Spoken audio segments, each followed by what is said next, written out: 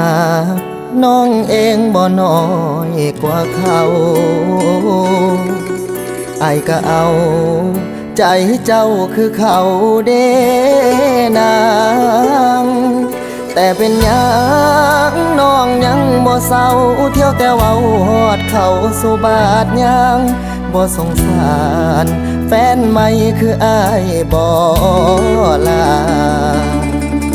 พยายามสวนเจ้าเว้าแต่เรื่องใหม่เฮ็ดจังใดใจเจ้ามันยังบ่ลืมจนอายนั้นเริ่มท้อถอยใจหากน้องสำใดก็บ่ได้ใจ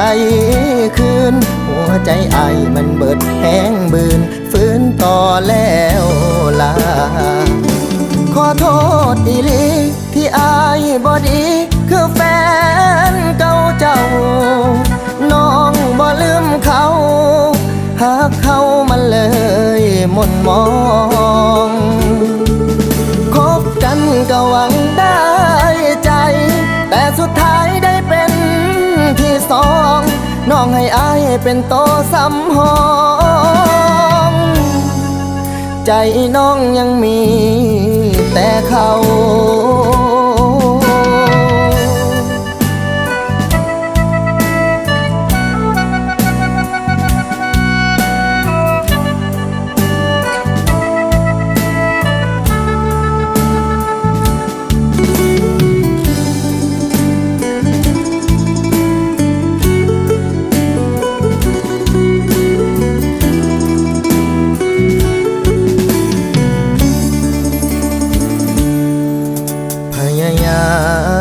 สวนเจ้าเว้าแต่เรื่องใหม่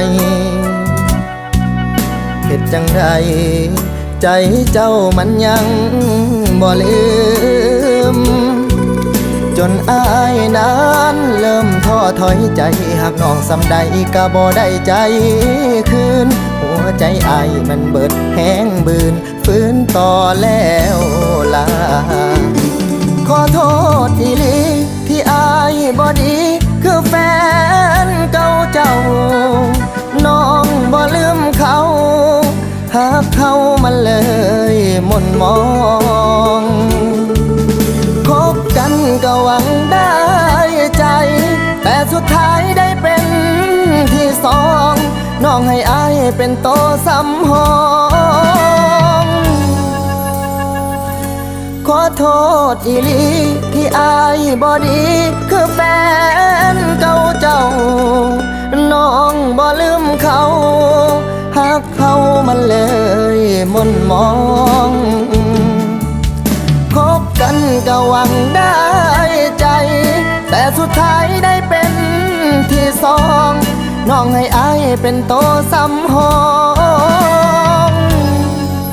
ใจน้องยังมีแต่เขาน้องให้อายเป็นโตสำหองใจน้องยังมีแต่เขา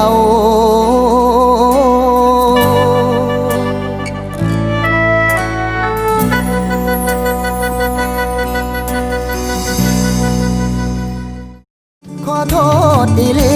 ที่อายบ่ดีคือแฟนเก่าเจ้าน้องบ่ลืมเขาหากเขามันเล